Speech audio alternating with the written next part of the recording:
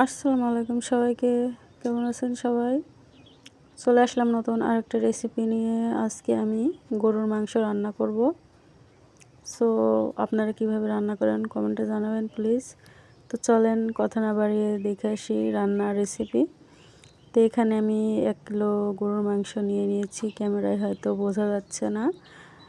মাংসগুলো একটু মোটা মোটা করে রেখেছি আমি, ছোট পিস করি নাই। তো আমি ভালোমতো ধুয়ে রেখে দিয়েছি পেছাতে। তো এখন আমি আলু ভেজে নিয়েছিলাম কড়াইতে অফ ক্যামেরায়। তো সেই তেলের ভিতরে আমি এখন মশলা অ্যাড করে দিব, সব রকমের মশলা, রসুন পেঁয়াজ ভেজে নিয়েছিলাম। এখন আমি মরিচ, হলুদ সব কিছু, জিরা অ্যাড করে দিলাম, এলাচ। তো তেজপাতা আমাদের বাসায় কেউ পছন্দ করে না, ওই জন্য খাওয়া হয় না। ট্রাই করে দেখব, মানে আস্তে আস্তে খাওয়ানোর চেষ্টা করব। তো এই দেখেন আমি পানি দিয়ে কষিয়ে নিয়েছি। অনেক সুন্দর মশলাটা কষানোর ভিতরেই কিন্তু তরকারিটা স্বাদ হবে। তো এখন আমি তরকারির এই মশলার ভিতরে আমি মাংসটা দিয়ে দিব, দিয়ে একটু নাড়াচাড়া করব। এখন কিন্তু পানি দেওয়া যাবে না, তাহলে কিন্তু একদমই ভালো হবে না খেতে। তো মাংসের ভিতর থেকে একটু পানি বের হবে, যখন পানিটা ছেড়ে যাবে তখন পানি দিব। একদমই কিন্তু এখন পানি দেওয়া যাবে না। তো এই দেখেন আমার মানে না পানি দিয়ে মাংসগুলো মানে শুষে গেছে, এরকম হয়ে যাবে।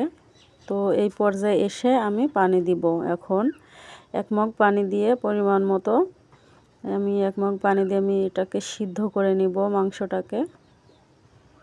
যেহেতু সেখন কষাইছি তখন তো সিদ্ধ হবে না, আর এটা গরুর মাংস, সিদ্ধ হতে টাইম লাগবে। সো আগায় রান্না করলে কিন্তু অনেক অনেক সুস্বাদু হয় খেতে, মাটির চুলায় রান্না করলে।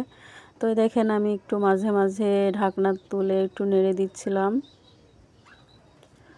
তো এই দেখেন আমার এখন প্রায় সিদ্ধ হয়ে গেছে, মানে পানিটা শুকিয়ে গেছে প্রায়। মানে এই পর্যায়ে এসে আমি যে আলুগুলা ভেজে রেখেছিলাম, আমি সেই আলুগুলা এখন আমি দিয়ে দিব। দিয়ে যতটুকু পানি আছে আমি ততটুকু পানি শুকিয়ে নিব, মানে শুকানোর পরে আমি পানি দিব।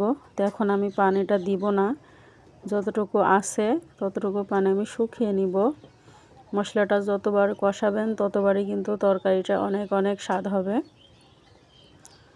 তো শুরু থেকে শেষ পর্যন্ত যারা আমার ভিডিওটি দেখছেন কিংবা দেখেছেন, তো তাদেরকে অসংখ্য অসংখ্য ধন্যবাদ।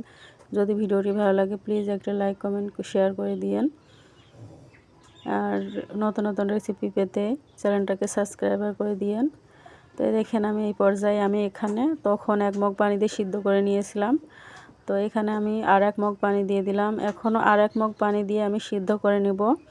আমি মাঝের ভিডিওটি নিতে ভুলে গেছিলাম। তো এই দেখেন আমার রান্নাটা রেডি হয়ে গেছে, আমি একটু ঝোলঝোল করে রান্না করেছি।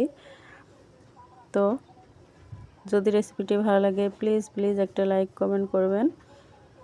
তো আপনারা যে যেখানে আছেন সবাই অনেক অনেক বেশি ভালো থাকবেন, সুস্থ থাকবেন। আবারও দেখা হবে নতুন একটা ভিডিওতে। আসসালামু আলাইকুম সবাইকে।